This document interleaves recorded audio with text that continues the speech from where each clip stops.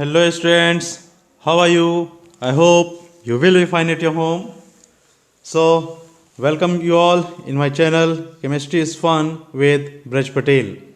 So, in today's lecture, we will see the 16 group elements part 1. Part 1 means in our syllabus the topics which are given under 16 group elements. So, these topics are divided into two categories. Okay, so first category we will discuss in this video. So, let's start. So today we will see the introduction of 16 group elements, electronic configuration, trends in physical properties, trends in chemical properties, dioxygen and chemical properties, oxides. Okay, so these are the topics we will discuss today. So let's start our discussion. First is introduction. So in introductive part, 16 group elements, these are also known as chalcogens. Okay, these groups members are also known as chalcogens. So you know, like 17 group elements, these are called halogens. First group element, these are known as alkali metal. Second is alkali earth metal. So like that, this 16 group elements, these are known as chalcogens. So oxygen, after chalcogens, let's see the occurrence or the abundance of these elements in the nature. Oxygen forms about 46.6% by mass of earth crust. You know, in earth crust, main portion is of silicates, and the formula of silicates, it is SiO2. Okay, so see, earth crust, it has 46.6% oxygen. So this is the major portion. Dry air contains 20.946% oxygen by volume. You know this one, that the percentage of oxygen in air, it is 20.9%, almost 21%. The abundance of sulfur after oxygen, the abundance of sulfur in the earth crust is only 0.03 to 0.1%. So abundance of sulfur, it is very less. Okay, after that, selenium and tellurium are also found as metal selenites and tellurides in sulfide ores. Sulfide ores means like copper sulfide, that is Cu2s, iron sulfide or iron pyrites, FeS. So these are the ores of the metals. So mainly selenium and tellurium, they are found in earth crust in the form of their ores, and these ores are made by the reaction of selenium tellurium with sulfur. Okay, so these are found in sulfide ores. Polonium occurs in nature as a decay product of thorium and uranium minerals. Decay product means, you know, the radioactive decay. Okay, radioactive decay means the half life of and the bombarding of the neutrons. So simply, in simple words, if we say that these are the metals thorium and uranium, these are used in nuclear reactor. So after the decay of these metals, polonium is formed. Okay, so this polonium, it is not found in nature naturally.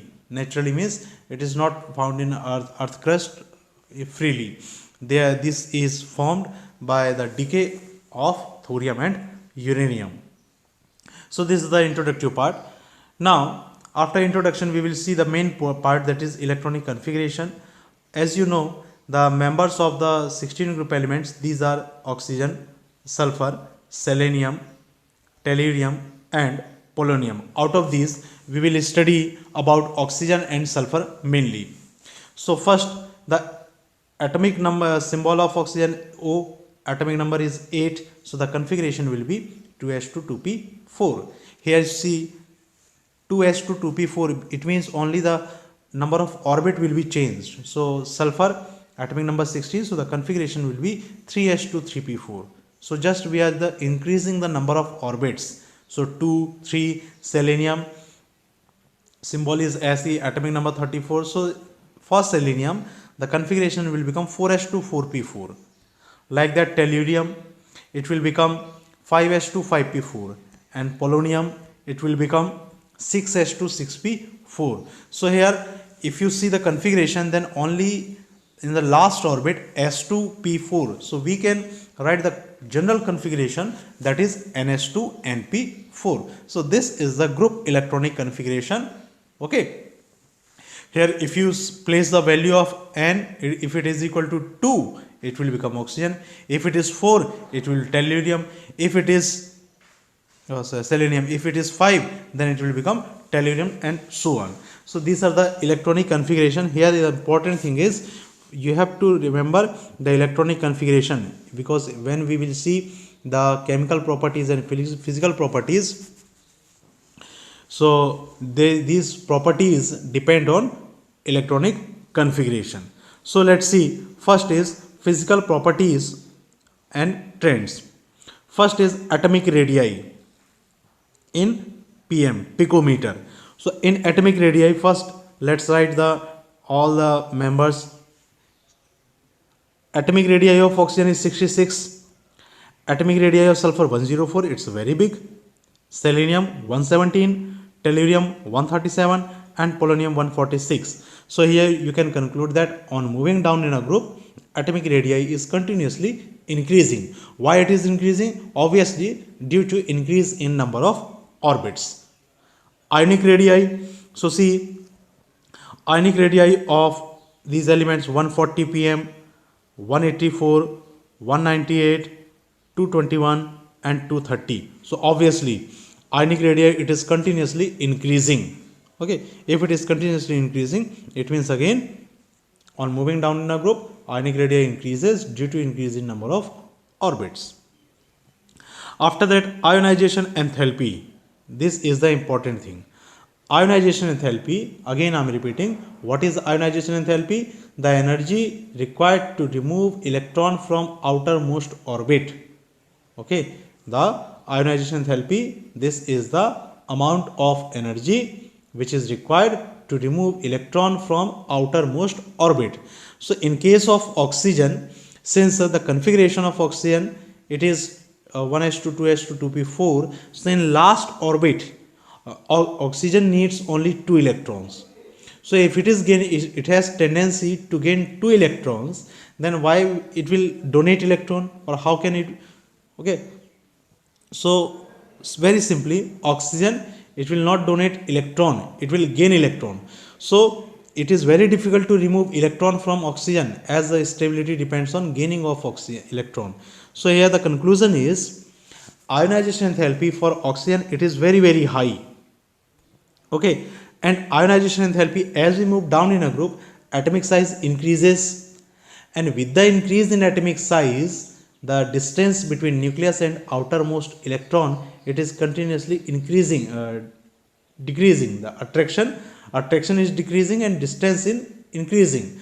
So with the decrease in attraction, it will become easier to remove electron from outermost orbit. So as we move down in a group, the removal of electron, it will become easier. That's why less energy is required, or the ionization enthalpy will be less. So this is the evidence. Ionization enthalpy for oxygen is this. So as we move down in a group, it is continuously decreasing. So why decreasing? Because nuclear attraction is decreasing with the increase in distance, or with the increase in atomic size. After ionization enthalpy, electronegativity. And now what is electronegativity? So electronegativity, this is the tendency of an element. So electronegativity, what is electronegativity? This is the tendency of an element to attract the shared electrons. Simple. If element has size smaller, means simply if the size of atom it is smaller, then definitely it will have tendency to attract electron. Okay, and if the size is bigger or the larger, then the tendency to attract electron, it will decrease. Okay, so in this way we know, as we move down in a group, atomic size is increasing, so it means the tendency to attract electron, it will decrease. That's why the electronegativity will decrease, and this is the evidence from this data. The electronegativity of oxygen is 3.5, 2.44, 2.48, 2.01, and 1.76. So obviously as we move down in a group, the electronegativity it is continuously decreasing. Okay, it means oxygen will gain electron very easily. In ionization enthalpy, polonium it will donate electron easily. Okay, so these are the concepts, trends in physical properties. After these physical properties, some more physical properties are there. Next is electron gain enthalpy. What is electron gain enthalpy? The energy which is required to gain electron. Okay, that is electron gain enthalpy. Simply you can understand it. Electron gain enthalpy means tendency to gain electron, and if the size is smaller, then it will attract or it will accept electron very easily. So electron gain enthalpy for oxygen it is minus 141, sulfur it is minus 200, selenium minus 195, tellurium 190, and polonium 174. So here see, between oxygen and sulfur, if you remove oxygen, then after oxygen, sulfur, selenium, tellurium and polonium, electron gain enthalpy it is continuously decreasing. Okay, देखो simple सा इसको समझना क्या है, sulphur, selenium, tellurium इन सब के लिए electron gain enthalpy negative से, यहाँ ये इलेक्ट्रॉन गेन एंथैल्पी क्या है, ये निगेटिव होती है. निगेटिव का कंसेप्ट समझना, जितनी ज़्यादा निगेटिव होगी इलेक्ट्रॉन गेन एंथैल्पी की वैल्यू, जितनी ज़्यादा निगेटिव होगी इलेक्ट्रॉन गेन करना उतना ईजी होगा. ठीक है, और इलेक्ट्रॉन गेन एंथैल्पी यदि कम निगेटिव है या पॉजिटिव है तो इसका मतलब वो इलेक्ट्रॉन गेन नहीं करेगा. तो इस रिस्पेक्ट में सल्फर और सेलेनियम में आप कंपेयर करो तो सल्फर का इलेक्ट्रॉन गेन एंथैल्पी है -200, सेलेनियम का इलेक्ट्रॉन गेन एंथैल्पी है -195. इसका मतलब सल्फर इलेक्ट्रॉन इजीली गेन करेगा और सेलेनियम उससे थोड़ा कम गेन करेगा. ठीक है, अब कंपेयर करें सल्फर और ऑक्सीजन में, तो यहाँ हमारे पास ट्रेंड क्या मिल रहा था, सल्फर सेलेनियम ये कंटिन्यूसली डिक्रीज हो रहे हैं, इलेक्ट्रॉन गेन एंथैल्पी ये यहाँ पर, तो इलेक्ट्रॉन गेन करने की जो टेंडेंसी है वो कम हो रही थी. पर यहाँ सल्फर और ऑक्सीजन में कंपेयर करो तो सल्फर का electron gain enthalpy more negative है, मतलब सल्फर ज़्यादा गेन करेगा, जबकि सल्फर का साइज बड़ा है. अभी हमने कंसेप्ट क्या कहा कि जिसका साइज बड़ा होगा उसके लिए इलेक्ट्रॉन गेन करना थोड़ा सा डिफिकल्ट होगा. तो ऑक्सीजन और सल्फर में ऑक्सीजन का साइज छोटा है तो ऑक्सीजन को इलेक्ट्रॉन गेन करना चाहिए as compared to sulphur, but यहाँ पर उल्टा हो रहा है ऐसा. तो इसका रीज़न क्या है, रीज़न होता है ऑक्सीजन का साइज. ऑक्सीजन का साइज बहुत छोटा है, और जब ऑक्सीजन का साइज बहुत छोटा है तो इसमें होगा क्या एक्चुअली, इसको हम डायग्रामेटिकली देखते हैं. ये बना दिया मैंने ऑक्सीजन का एटम, इसका ये ऑर्बिट बना दिया. इसमें कितने इलेक्ट्रॉन्स होंगे, इसमें होंगे 1 2 3 4 5 एंड 6. और सल्फर, तो सल्फर का डेफिनेटली साइज बड़ा होगा, तो यहाँ बनाते हैं 1 2 3 4 5 और ये 1 6. अब यहाँ डिस्टेंस की बात करते हैं, एक और इलेक्ट्रॉन आप ऐड करोगे तो ये साइज तो वैसे ही छोटा है, एक इलेक्ट्रॉन और यहाँ पर ऐड करेंगे हम तो इसमें क्या होगा, रिपल्सन इंक्रीज होने लगेगा. फिर उसके बाद एक इलेक्ट्रॉन और इसमें ऐड करोगे तो रिपल्सन और इंक्रीज होगा, क्योंकि साइज छोटा है. साइज छोटा होने से इलेक्ट्रॉन के बीच की डिस्टेंस यहाँ पर क्या हो रही है, कम हो रही है, और जब डिस्टेंस कम होगी तो रिपल्सन ज़्यादा होगा, मतलब ये अनस्टेबल हो जाएगा. लेकिन सल्फर का साइज थोड़ा सा बड़ा है ऑक्सीजन के कंपेयर में, सल्फर का साइज बड़ा है तो यहाँ पर रिपल्सन कम होगा. तो जहाँ रिपल्सन कम होगा तो वही तो स्टेबल होगा. तो इस साइज की वजह से सल्फर के लिए इलेक्ट्रॉन गेन करना ईजी है ऑक्सीजन के कंपेयर में, इसलिए electron gain enthalpy of sulphur is more negative than oxygen. तो इस कंसेप्ट को याद रखना है. Okay, atomic size of oxygen is much smaller than sulphur, hence repulsion between electron is more. So for electron gain enthalpy for oxygen is less negative than sulphur. ये इसका reason दे दिया. रीजन क्या, atomic size of oxygen is smaller than sulphur, hence repulsion between electrons is more. MP melting point and boiling point. तो ये हमारे पास elements हैं.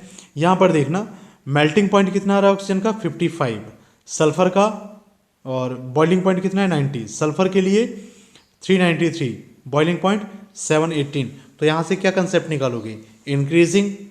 Increasing के बाद फिर सेलेनियम 490, ओके, मेल्टिंग पॉइंट और इंक्रीज हो गया, बॉइलिंग पॉइंट भी इंक्रीज हो गया, टेल्यूरियम के लिए भी मेल्टिंग पॉइंट इंक्रीज हो रहा है, वेरी गुड। सो यहाँ पर लास्ट में एक प्रॉब्लम आ रही है, प्रॉब्लम क्या, पोलेनियम। पोलेनियम के लिए melting point and boiling point कम है। तो हम पहले एक ट्रेंड निकालते हैं। ट्रेंड क्या, जैसे जैसे आप लेफ्ट टू राइट अभी इस सिस्टम में जा रहे हैं, एक्चुअली हम moving down in a group कहते हैं इसमें, क्योंकि ये सब क्या है, नीचे है। So as we move down in a group, melting point and boiling point are increasing. Okay, अब यहाँ पर इंक्रीज में देखना डिफरेंस कितना आ रहा है, इन दोनों के बीच डिफरेंस कितना है और इन दोनों के बीच डिफरेंस है। तो डिफरेंस कितने का आ रहा है, बहुत ज़्यादा डिफरेंस है ऑक्सीजन और सल्फर के बीच में। यहाँ पर तो 200 समथिंग का डिफरेंस है, यहाँ पर कितने का डिफरेंस है, 700 का। तो ये डिफरेंस क्यों है, ऑक्सीजन और सल्फर के बीच में इतना डिफरेंस क्यों है, ये हमको समझना है। तो इसका रीज़न मिलेगा, large difference in melting point and boiling point of O2 and other element is due to their atomicity. Atomicity मतलब ऑक्सीजन, ऑक्सीजन का फॉर्मूला हम क्या लिखते हैं, O2। ऑक्सीजन मॉलिक्यूल का फॉर्मूला क्या लिखते हैं, O2। और सल्फर के लिए फॉर्मूला क्या लिखते हैं हम, S8। O2 और S8, इस चीज को समझना है आप। O2 मतलब ऑक्सीजन और ऑक्सीजन के बीच जो बॉन्ड बना है उसको ब्रेक करना कितना डिफिकल्ट होगा, ठीक है। लेकिन S8 मतलब कितना, 1 2 3 4 5 6 7 8, इन सब के बीच में अट्रैक्शन हो रहा है। तो इस बॉन्ड को ब्रेक करना ज़्यादा डिफिकल्ट होगा। इन बॉन्ड को ब्रेक करना मतलब हर एक एटम को सेपरेट करना यहाँ पर थोड़ा सा डिफिकल्ट हो रहा है। इसी डिफिकल्टी की वजह से मेल्टिंग पॉइंट अब कितना, इसमें तो 2 एटम्स ही है, इसमें तो 8 एटम्स है। तो इसीलिए melting point and boiling point क्या होगा, इसका बहुत ज़्यादा होगा। तो हम रीज़न क्या लिखेंगे, due to their atomicity, this is the reason. Now after physical properties we will see some more physical properties. Elemental state, elemental state मतलब कि जो भी एलिमेंट हम यदि एलिमेंट बना रहे हैं, कोई भी प्योर एलिमेंट जैसे कि ऑक्सीजन, तो ऑक्सीजन का फॉर्मूला क्या है, O2। So oxygen exist in diatomic gas state while rest are in octa atomic solid. मतलब यदि रूम टेम्परेचर की हम बात करें तो ऑक्सीजन तो गैस है, और गैस के साथ साथ इसका फॉर्मूला क्या लिखते हैं हम, O2। But sulphur and other, इन सब का फॉर्मूला क्या लिखते हैं, इन सब का फॉर्मूला लिखते हैं हम S8। तो ये O2 और S8 क्यों है, तो रीज़न ये मिलता है हम, मतलब ये रीज़न समझना है इसमें। रीज़न क्या, हम क्लोरीन का फॉर्मूला लिखते हैं Cl2, ब्रोमीन का फॉर्मूला लिखते हैं Br2, आयोडीन का फॉर्मूला लिखते हैं I2। तो सबका फॉर्मूला तो I2 X2 ही लिख रहे हैं ना, X2 ही तो लिखते हैं, लेकिन यहाँ पर हम लिखते हैं O2 S8।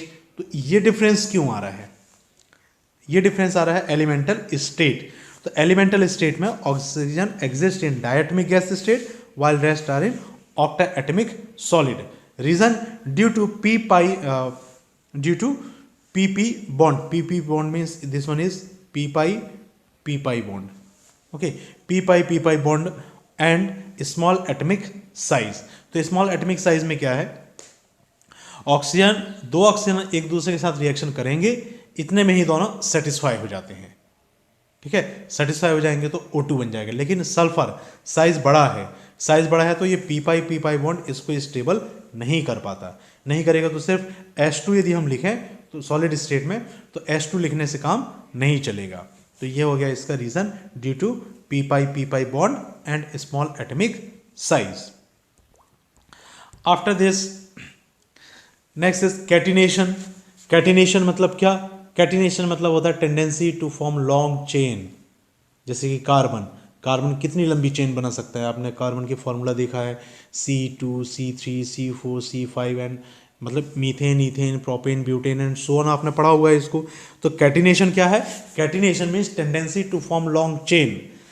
इस कैटिनेशन की जो टेंडेंसी है, due to small size lone pair of oxygen repeal the bond pair of OO bond to greater extent. OO bond का मतलब क्या, OO बॉन्ड का मतलब ये है कि ऑक्सीजन और ऑक्सीजन, इनके पास जो लोन पेयर्स होते हैं, ये लोन पेयर्स क्या करते हैं, इन बॉन्ड पेयर को बहुत ज़्यादा रिपील करते हैं। तो जब यहाँ पर रिपल्सन बहुत ज़्यादा होगा तो यहाँ पर कैटिनेशन नहीं होगा, पॉसिबल नहीं होगा, क्योंकि रिपल्सन बहुत ज़्यादा है। रिपल्सन बहुत ज़्यादा होगा मतलब ये अनस्टेबल होते हैं, तो कैटिनेशन नहीं बनेगा। कैटिनेशन कब होगा, जब बॉन्ड स्टेबल हो। अब सल्फर में सल्फर में क्या होगा, साइज बड़ा है, साइज बड़ा है, साइज बड़ा होने से सल्फर इनके बीच का जो लोन पेयर है, तो ये इन लोन पेयर्स की डिस्टेंस कितना हो रहा है, डिस्टेंस यहाँ पर बहुत ज़्यादा है लोन पेयर और बॉन्ड पेयर के बीच में, तो ये डिस्टेंस ज़्यादा होने से एलपी, रिपल्सन कौन सा, एलपी और बॉन्ड पेयर, इन दोनों के बीच रिपल्सन क्या होगा, कम होगा। रिपल्सन कम है, इसका मतलब बॉन्ड क्या होगा, स्टेबल होगा, इसलिए सल्फर कैटिनेशन दिखाएगा। ओके, सल्फर क्या करेगा, कैटिनेशन दिखाएगा। And on moving down element bond strength decreases and catenation tendency also decreases. अब सल्फर तो कैटिनेशन दिखा दिया, लेकिन सल्फर के बाद अब बाकी एलिमेंट की बात करें हम, जैसे टेल्यूनियम है, ओके, पोलेनियम है, सेलेनियम है, इन सब का साइज क्या होगा, इन सब का साइज बड़ा होगा, मतलब इनकी एटम के बीच की डिस्टेंस इंक्रीज होती है, तो ये तो बॉन्ड वैसे ही वीक हो गया। जब बॉन्ड वीक है तो ईजिली इनको हम सेपरेट कर सकते हैं। तो यहाँ पर कैटिनेशन के लिए सबसे मेन चीज़ क्या है, कैटिनेशन, एटम्स के बीच बॉन्ड स्ट्रॉन्ग बनना चाहिए। तो बॉन्ड स्ट्रॉन्ग कब बनेगा, बहुत ज़्यादा छोटा भी नहीं होना चाहिए और बहुत ज़्यादा बड़ा भी नहीं होना चाहिए। तो इसलिए सल्फर कैटिनेशन दिखाएगा, बाकी एलिमेंट कैटिनेशन नहीं दिखाएंगे। ऑक्सीजन में रीज़न होगा स्मॉल एटमिक साइज और बाकी एलिमेंट में रीज़न होगा ग्रेटर एटमिक साइज, और ग्रेटर एटमिक साइज होने से एटम एटम के बीच का अट्रैक्शन वीक हो जाता है, इसलिए वो ब्रेक हो जाएगा। So this is the catenation. After catenation, now we will see some chemical properties. First chemical property, it is oxidation state. तो आपको मालूम है ऑक्सीजन क्या बनाता है, -2, तो एक हो गया हमारे पास ऑक्सीडेशन स्टेट में all elements accept PO, polonium, सो -2 ऑक्सीडेशन स्टेट। पोलेनियम क्योंकि क्या है, मेटलिक कैरेक्टर है उसका, तो वो नॉन मेटलिक कैरेक्टर नहीं दिखाएगा। सो ऑक्सीजन -2 बनाता है, ये तो आपको मालूम है। जब ऑक्सीजन -2 बना रहा है तो बाकी एलिमेंट भी क्या बनाएंगे, -2, तो कॉमन ऑक्सीडेशन स्टेट है -2। ऑक्सीजन -2 से +2 ऑक्सीडेशन स्टेट भी दिखाएगा। ऑक्सीजन क्या करेगा, -2 से +2 ऑक्सीडेशन स्टेट भी दिखाता है। कंपाउंड कौन सा है, तो कंपाउंड यहां पर आप देख सकते हैं O2F2। तो ये ऐसे कंपाउंड्स हैं जिसमें ऑक्सीजन, इसमें +2 ऑक्सीडेशन स्टेट दिखाएगा और इसमें +1 ऑक्सीडेशन स्टेट। तो हम ऑक्सीडेशन स्टेट की बात कर रहे थे, -2 ऑक्सीडेशन स्टेट कॉमन है, लेकिन ऑक्सीजन क्या कर रहा है, -2 से +2 तक दिखाएगा, ठीक है, -1 भी दिखाएगा। तो यहाँ पर ऑक्सीडेशन स्टेट कितनी हो गई, -1 माइनस ये +1 और +2। O2 और -1 का तो देख लिया आपने। -1 ऑक्सीडेशन स्टेट किस में दिखेगा, H2O2 में। इसमें ऑक्सीजन की ऑक्सीडेशन स्टेट कितना है, -1, और H2O में ऑक्सीडेशन स्टेट कितना है, -2। O2 में ऑक्सीडेशन स्टेट कितना है, 0। तो ऑक्सीजन एक अकेला ऐसा एलिमेंट है जो कि -1 से लेकर के +2 तक, वो -2 से लेकर के +2 तक ऑक्सीडेशन, सारी ऑक्सीडेशन स्टेट दिखाएगा। फिर other element have d orbital, hence they can expand their oxidation state. Expand से मतलब क्या, d ऑर्बिटल में खाली है और d ऑर्बिटल, तो इलेक्ट्रॉन को एक्साइट कर सकता है। कौन से, s ऑर्बिटल और p ऑर्बिटल के इलेक्ट्रॉन को ये एक्साइट कर सकते हैं, इसलिए इनमें ऑक्सीडेशन स्टेट +4 और +6 दोनों दिखेगा। लेकिन जैसे जैसे ग्रुप में नीचे जाएंगे, इनर्ट पेयर इफेक्ट मतलब s ऑर्बिटल के जो इलेक्ट्रॉन हैं वो रिएक्शन में पार्टिसिपेट करने की उनकी टेंडेंसी कम हो जाती है। तो +6 ऑक्सीडेशन स्टेट कब दिखेगा, तो यदि हम ग्रुप का कन्फिग्रेशन देखते हैं तो ग्रुप का कन्फिग्रेशन क्या है, ये हम देखते हैं, S में 2 इलेक्ट्रॉन रहते हैं, P में कितने इलेक्ट्रॉन हैं, P में 4 इलेक्ट्रॉन है, 1 2 3 4। तो यहाँ पर d ऑर्बिटल भी क्या है, d ऑर्बिटल पूरा वेकेंट है। तो इस कंडीशन में समझना, इस एक इलेक्ट्रॉन को निकाल दें हम तो एक इलेक्ट्रॉन यहाँ आ जाएगा, इस एक इलेक्ट्रॉन को निकाल दो तो ये भी यहाँ जाएगा। कितने हमारे पास सिंगल इलेक्ट्रॉन हो गए, 1 2 3 4 5 6। तो +6 ऑक्सीडेशन स्टेट कब दिखाएगा, जब s ऑर्बिटल के इलेक्ट्रॉन पार्टिसिपेट करेंगे, एक्साइट हो जाएंगे, और p ऑर्बिटल के सारे इलेक्ट्रॉन पार्टिसिपेट करेंगे। लेकिन क्या हो रहा है, जैसे जैसे हम ग्रुप में नीचे जाएंगे, ये जो s इलेक्ट्रॉन है ये पार्टिसिपेट नहीं करते। जब पार्टिसिपेट नहीं करेंगे तो हमारे पास कितने इलेक्ट्रॉन बचे, 4 इलेक्ट्रॉन। तो 4 इलेक्ट्रॉन होने से मैक्सिमम कितने सिंगल इलेक्ट्रॉन बना सकते हैं आप, 4 इलेक्ट्रॉन होने से 4 सिंगल इलेक्ट्रॉन बनेंगे। तो +4 ऑक्सीडेशन स्टेट ज़्यादा स्टेबल होता है, ठीक है, +4 ऑक्सीडेशन स्टेट ज़्यादा स्टेबल होगा कब, जब आप ग्रुप में नीचे जाएंगे। तो हम बात करें सल्फर की, तो सल्फर +6 ऑक्सीडेशन स्टेट दिखाएगा, जो कि बहुत स्टेबल है। कंपाउंड है इसका SF6, ये स्टेबल है। लेकिन नीचे नीचे जाएंगे तो फिर स्टेबल नहीं होगा। Then +4 compound so both reducing and oxidising property. देखो +4 ऑक्सीडेशन स्टेट में क्या हो रहा है, +4 ये हो गया, +4 में क्या होगा, +4 ऑक्सीडेशन स्टेट, इससे ये क्या बना सकता है, +6 ऑक्सीडेशन स्टेट जा सकता है, क्योंकि सल्फर में क्या हो रहा है, सल्फर की टेंडेंसी क्या है, +4 +6 दोनों दिखा सकता है, और +4 से +2 में भी जा सकता है। तो ये +4 एक ऐसा कैरेक्टर है जो कि सिर्फ एक ही डायरेक्शन में जा सकता है, और ये डायरेक्शन में कौन, ये दोनों डायरेक्शन में जा सकता है। तो यहाँ पर यदि इलेक्ट्रॉन लूज करता है तो इसका ऑक्सीडेशन हो जाएगा, मतलब ये रिड्यूसिंग एजेंट का काम करेगा, और ऑक्सीडेशन स्टेट डिक्रीज होती है तो इसका रिडक्शन हो जाएगा, ये ऑक्सीडाइजिंग एजेंट का काम करेगा। तो हम यदि ये कंपाउंड लेते हैं SF4, तो ये SF4 एक ऐसा कंपाउंड है जो ऑक्सीडेशन भी कर सकता है और रिडक्शन भी कर सकता है, ठीक है। इसलिए इसमें हमने लिखा है कि +4 compound so both reducing and oxidising property, और they show +6 oxidation state only with fluorine. देखो पूरे सारे के सारे इलेक्ट्रॉन को सिंगल करना या गेन कर पाना, तो एक तो ऑक्सीजन खुद इलेक्ट्रोनेगेटिव है, सल्फर भी इलेक्ट्रोनेगेटिव है, तो ये इलेक्ट्रोनेगेटिव एलिमेंट से इलेक्ट्रॉन गेन कौन कर सकता है, जिसकी इलेक्ट्रॉन गेन करने की टेंडेंसी सबसे ज़्यादा हो। So fluorine is the only element which shows only and only negative oxidation state -1। सो हमने पहले कहा था ना कि फ्लोरीन क्या है, इसको हमने क्या कहा था, इंटरनेशनल बैगर, इंटरनेशनल भिखारी। क्यों, क्योंकि फ्लोरीन एक ऐसा एलिमेंट है जो हर एक एलिमेंट से इलेक्ट्रॉन गेन कर सकता है, ये किसी को डोनेट नहीं करेगा। तो फ्लोरीन एक अकेला, और इसका इलेक्ट्रोनेगेटिविटी सबसे ज़्यादा है, 4 है इसकी इलेक्ट्रोनेगेटिविटी। तो +6 ऑक्सीडेशन स्टेट कब मिलेगा, सिर्फ और सिर्फ फ्लोरीन के केस में। नेक्स्ट केमिकल प्रॉपर्टी,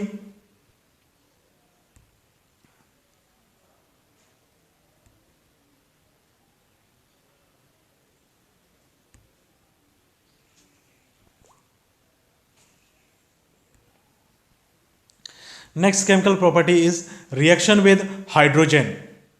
तो हाइड्रोजन के साथ रिएक्शन करेंगे तो क्या क्या बनेगा। पहली चीज तो देखना, हाइड्रोजन पॉजिटिव ऑक्सीडेशन स्टेट दिखाएगा, और इस ग्रुप का कॉमन फॉर्मूला क्या है, तो ये हम देखते हैं ना, जैसे O2, ये आपको मालूम है, O2 के यदि हम H2 के साथ रिएक्ट कराएं तो ये क्या बनाएगा, H2O। तो इसको हम लिख सकते हैं H2E, E हो गया कोई भी एक एलिमेंट। जैसे कि सल्फर के साथ क्या बनाता है, H2S, H2TE, H2SE, तो ये सब क्या बनाएंगे, H2 हाइड्राइड बनाएंगे, ठीक है। चलिए देखते हैं हम इसमें बॉन्ड एंगल, ये तो आपको मालूम हो गया कि इसका फॉर्मूला बनेगा बॉन्ड एंगल। बॉन्ड एंगल में क्या होगा, H2O इसका बॉन्ड एंगल है 104 डिग्री, H2S इसका बॉन्ड एंगल है 92 डिग्री, मतलब बॉन्ड एंगल डिक्रीज हो रहा है, ठीक है। H2SE बॉन्ड एंगल और डिक्रीज हो गया, H2TE सबसे कम हो गया। तो ये बॉन्ड एंगल क्यों डिक्रीज हो रहा है, उसका रीज़न हमें समझना है। रीज़न ये है, ये हो गया ऑक्सीजन, यहाँ पर हो गया हाइड्रोजन, यहाँ पर हो गया हाइड्रोजन, ये यहाँ पर है हमारे पास लोन पेयर ऑफ इलेक्ट्रॉन्स। तो ये ऑक्सीजन और हाइड्रोजन के बीच की डिस्टेंस कितनी है, तो यहाँ पर रिपल्सन कितना होगा, तो इस डिस्टेंस की बात कर रहे हैं हम, लोन पेयर और बॉन्ड पेयर, ये तो बॉन्ड पेयर है, तो लोन पेयर और बॉन्ड पेयर इन दोनों के बीच रिपल्सन क्या होगा, इनके बीच रिपल्सन बहुत ज़्यादा है। इसी तरीके से इनके बीच रिपल्सन होगा, कौन कौन से लोन पेयर और बॉन्ड पेयर के बीच में, तो इनके बीच की डिस्टेंस कम हो जाएगी, ठीक है, इनके बीच की डिस्टेंस कम होगी, एक reason.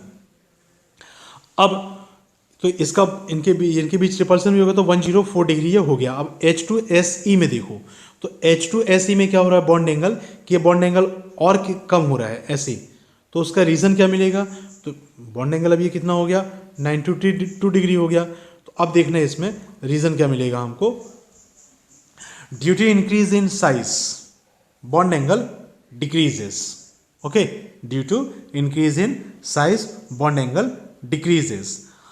Acidic character, acidic character मतलब क्या, हाइड्रोजन जितना इजीली रिमूव करेंगे वो होता है एसिडिक कैरेक्टर।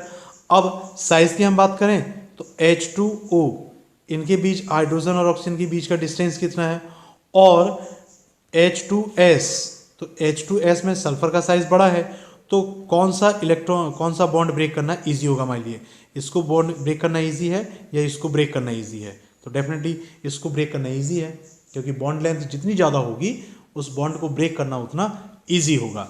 जब इस बॉन्ड को ब्रेक करना ईजी है मतलब H+ ईजीली निकलेगा, तो H2O और H2S इन दोनों में एसिडिक कौन है, H2S। He से कंपेयर करें तो हाइड्रोजन और Se इनके बीच की डिस्टेंस और ज़्यादा इंक्रीज हो जाएगी, तो हाइड्रोजन का निकलना और इजी हो जाएगा। तो जैसे जैसे हम ग्रुप में नीचे जाएंगे एटम का साइज इंक्रीज हो रहा है, इसीलिए हाइड्रोजन का निकलना इजी हो जाएगा, तो एसिडिक कैरेक्टर इंक्रीज होगा। So due to increase in atomic size EH bond length increases, hence bond enthalpy decreases. Thermal stability, तो थर्मल स्टेबिलिटी क्या होगा, H2O सबसे ज़्यादा स्टेबल है। अब देखो स्टेबिलिटी का रीज़न किससे आ रहा है, स्टेबिलिटी मतलब बॉन्ड जितना ज़्यादा स्ट्रांग होगा उसको ब्रेक करना उतना डिफिकल्ट होगा, तो कंपाउंड उतना स्टेबल होगा। और H2TE में हाइड्रोजन का निकलना सबसे ईजी हो रहा है क्योंकि बॉन्ड लेंथ इंक्रीज हो गई, तो जब एसिडिक कैरेक्टर H2TE का सबसे ज़्यादा है तो इसकी बॉन्ड स्टेबिलिटी या थर्मल स्टेबिलिटी सबसे कम होगी। सो थर्मल स्टेबिलिटी में क्या होगा, as we move down in a group thermal stability decreases, ठीक है, तो H2O सबसे ज़्यादा स्टेबल हो गया। एंड लास्ट में है reducing character.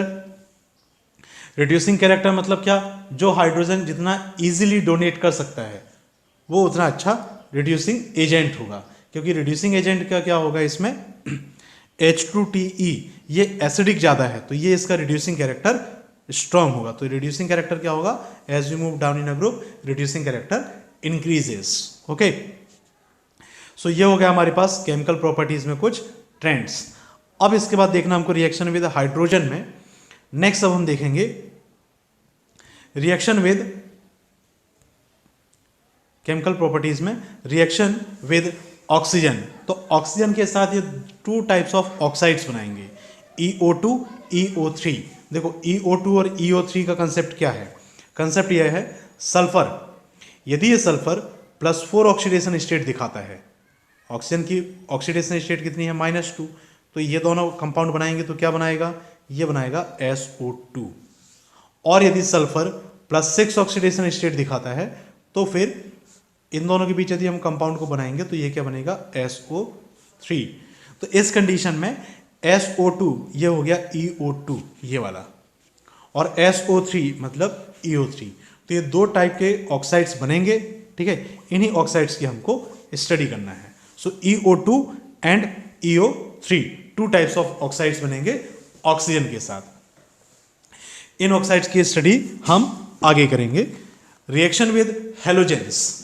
So reaction with halogens में इनमें रिएक्शन आपको देखना है कि कौन कौन से कंपाउंड बनेंगे। EX2 क्यों, क्योंकि अब हम ऑक्सीडेशन स्टेट की बात कर रहे हैं। ऑक्सीडेशन स्टेट सल्फर, यदि ये सल्फर ऑक्सीडेशन स्टेट दिखाता है +2 और हेलोजन में सपोज मैं क्लोरीन लेता हूँ तो इसका है -1, तो कंपाउंड क्या बनेगा, इसका कंपाउंड बनेगा HCl2, ये हो गया EX2। यदि ये सल्फर +4 ऑक्सीडेशन स्टेट दिखाता है तो ये कंपाउंड क्या बनेगा, ये बनेगा SCl4 मतलब EX4। और लास्ट यदि +6 ऑक्सीडेशन स्टेट दिखाता है तो कंपाउंड बनाएगा EX6। तो ये 3 टाइप के हमारे पास हैलाइड्स बनेंगे। देखते हैं फर्स्ट हैलाइड E, कोई भी एक एलिमेंट हम इसमें से ले सकते हैं, तो ये क्या बनाएगा EX2, ये भी बनाएगा, ठीक है। और इसके स्ट्रक्चर में हमको 2 लोन पेयर ऑफ इलेक्ट्रॉन मिलेंगे। अब ये कैसे मिल रहा है, तो इसका रीज़न बहुत सिंपल सा है।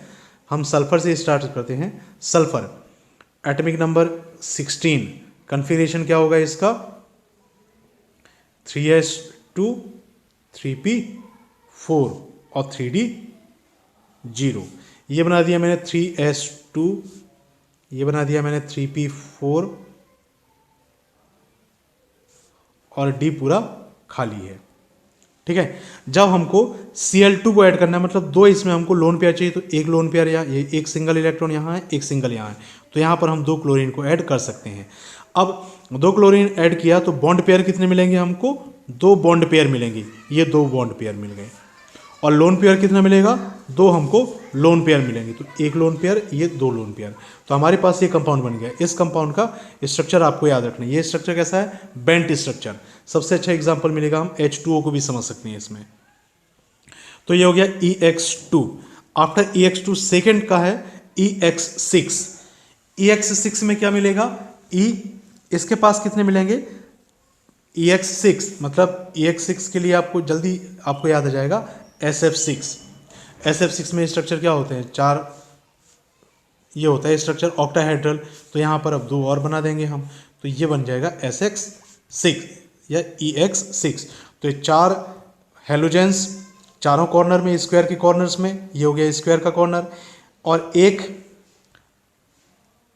अबव द प्लेन और एक कहाँ मिलेगा, below the plane.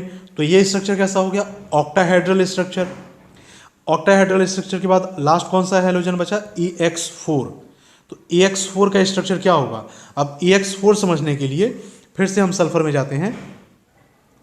3s2 3p4 3d0, ये हो गया 3s2 2, ये हो गया 3p4 1 2 3 और एक ये 4, और D पूरा क्या है, यहाँ पर वेकेंट है। अब हमें क्या बनाना है, हमें बनाना है EX4, मतलब 4 सिंगल इलेक्ट्रॉन चाहिए। 2 इलेक्ट्रॉन तो हमारे पास हैं सिंगल, एक और सिंगल चाहिए। तो इस पेयर को हम अलग करेंगे, ये पेयर आ जाएगा यहाँ पर। तो हमारे पास क्या हो गया, 4 सिंगल इलेक्ट्रॉन बच गए और एक लोन पेयर। तो उसका स्ट्रक्चर हम क्या बनाएंगे, उसका स्ट्रक्चर बनेगा 1x then second x, third x और फोर्थ x, फोर्थ x। तो ये 4 x में अब देखना, इसमें हमको हाइब्रिडाइजेशन कौन सा मिल रहा है। पहले हाइब्रिडाइजेशन से मिलेगा हमको sp3d। हाइब्रिडाइजेशन कौन सा मिलेगा, sp3d। sp3d का स्ट्रक्चर कैसा होता है, ट्राइगोनल बाइपिरामिडल। तो ट्राइगोनल में ये मिल गया हमको ट्राइगोनल, और ये हो गया बाइपिरामिडल। ठीक है, 2 पिरामिड में मिल रहे हैं। तो इस ट्राइगोनल में एक तो बन गया हमको लोन पेयर मिल गया, तो ये ट्राइगोनल नहीं रह गया। इस स्ट्रक्चर को हम कहते हैं सीसॉ स्ट्रक्चर। ठीक है, इस स्ट्रक्चर का नाम क्या है, सीसॉ स्ट्रक्चर। तो हाइब्रिडाइजेशन देखना है कि इसमें कौन सा हाइब्रिडाइजेशन है। ठीक है, उस हाइब्रिडाइजेशन के बेस पर हम इनको क्लासिफाई करेंगे। तो ये हाइब्रिडाइजेशन नोट कर लीजिए। इसमें है sp3, इसमें है sp3d और इसमें है sp3d2। इन हाइब्रिडाइजेशन को याद रखना है, ये एग्जाम के लिए बहुत इंपॉर्टेंट चीजें हैं। सो रिएक्शन विद हेलोजेंस में क्या होगा, 3 टाइप ऑफ हैलाइड्स हमारे पास मिलेंगे। ठीक है, एग्जाम्पल याद हो गया। चलिए अब रिएक्शन विद हेलोजेंस, इसके बाद देखते हैं हम ऑक्साइड्स। तो जो हमारे पास 16 ग्रुप एलिमेंट्स हैं, ये कौन कौन से ऑक्साइड्स बनाएंगे। पहला एसिडिक ऑक्साइड, जैसे सल्फर। तो सल्फर का ऑक्साइड हम बनाएंगे तो SO2 बनेगा। SO2 बनाएंगे तो क्या बनाएगा, H2O के साथ रिएक्शन करके H2SO3, सल्फ्यूरस एसिड। और सल्फ्यूरस एसिड ये हो गया एसिड। SO3 ये भी डाइऑक्साइड है, एक डाइऑक्साइड एक ट्राइऑक्साइड। तो दोनों ही ऑक्साइड वाटर के साथ रिएक्शन करके एसिड बना रहे हैं, तो इनका ऑक्साइड कैसा हो गया, acidic. Basic oxide, basic oxide में क्या होगा, कैल्शियम ऑक्साइड प्लस H2O, क्योंकि ये जो ऑक्सीजन है हमारे पास, ये ऑक्सीजन किस में कन्वर्ट हो रहा है, ये ऑक्सीजन कैल्शियम ऑक्साइड। तो ये कैसा हो गया, ये हो गया हमारे पास बेसिक ऑक्साइड। यहां पर ऑक्सीजन क्या बना रहा था, एसिडिक ऑक्साइड। कैसा था, एसिडिक। यहां पर ऑक्साइड कैसा है, बेसिक। तो ये हो गया basic oxide. After that amphoteric oxide. Amphoteric oxide मतलब जो एसिडिक कैरेक्टर भी दिखाएगा और बेसिक कैरेक्टर भी दिखाएगा। चलिए ये हमारे पास ऑक्साइड है, कौन सा, एल्यूमिनियम ऑक्साइड। तो ये एक ऐसा ऑक्साइड है, यहाँ एल्यूमिनियम की प्रॉपर्टी की बात नहीं कर रहे हैं हम, यहाँ ऑक्सीजन की बात कर रहे हैं, ऑक्साइड की प्रॉपर्टी की बात कर रहे हैं। तो ये ऑक्साइड क्या कर रहा है, एसिड के साथ रिएक्शन करके सॉल्ट का फॉर्मेशन कर रहा है। तो सॉल्ट का फॉर्मेशन कब होगा, ये आपने 10th में पढ़ा है। सॉल्ट और एसिड के साथ किसकी रिएक्शन हम कराएंगे, हम जब बेस और एसिड की रिएक्शन कराते हैं तो सॉल्ट बनता है। इसका मतलब ये कैसा ऑक्साइड हो गया, बेसिक ऑक्साइड। और नेक्स्ट एग्जांपल लेंगे हम ये, इसमें NaOH क्या है, ये है बेस, तो ये कैसा होगा, एसिड, क्योंकि ये भी क्या बना रहा है, सॉल्ट। तो सॉल्ट कब बनेगा, जब एसिड और बेस की रिएक्शन कराएंगे। ये एसिड है तो ये बेस हो गया, ये बेस है तो ये एसिड हो गया। तो ये एक ऐसा ऑक्साइड है जो कि एसिडिक ऑक्साइड का भी कैरेक्टर दिखा रहा है और बेसिक ऑक्साइड का भी कैरेक्टर दिखा रहा है। तो इसको हम कहते हैं एम्फोट्रिक ऑक्साइड। तो ये हो गया हमारे पास ऑक्साइड्स। नेचर याद रखना कि ऑक्साइड्स का नेचर क्या है, एसिडिक भी हो सकता है, बेसिक भी हो सकता है और एम्फोट्रिक भी हो सकता है। ठीक है, डिपेंड करेगा कि ये जो ऑक्सीजन है ये किसके साथ रिएक्शन कर रहा है। यदि ये ऑक्सीजन, देख रहे, ये ऑक्सीजन जो है यदि ये मेटल के साथ रिएक्शन कर रहा है तो बेसिक ऑक्साइड बनाएगा, यदि ये नॉन मेटल के साथ रिएक्शन कर रहा है तो ये एसिडिक ऑक्साइड बनाएगा। और ये जो हमारे पास मेटल है, एल्यूमिनियम लाइक मेटल, इनके साथ यदि ऑक्सीजन रिएक्शन कर रहा है तो ये कैसे ऑक्साइड बनाएंगे, एम्फोट्रिक ऑक्साइड। तो यहाँ हमने किसकी बात की, हमने बात की है ऑक्साइड की। ऑक्साइड मतलब ऑक्सीजन की रिएक्शन। तो ऑक्सीजन की रिएक्शन कराएंगे तो ये हमारे पास मिलेगा कंपाउंड। ओके, और इसमें हम देखें कि neutral oxide, CO neutral oxide है ये। N2O क्या है, ये भी न्यूट्रल ऑक्साइड है। NO क्या है, ये भी न्यूट्रल ऑक्साइड है। तो ये एक ऐसे कंपाउंड्स है जो कि हमारे पास न्यूट्रल ऑक्साइड का फॉर्मेशन करेंगे। तो हमारे पास एसिडिक ऑक्साइड हो गए, बेसिक ऑक्साइड हो गए, एम्फोट्रिक ऑक्साइड हो गया और न्यूट्रल ऑक्साइड। तो ये ऑक्सीजन एलिमेंट के साथ रिएक्शन करके सारे तरह के ऑक्साइड बनाएगा।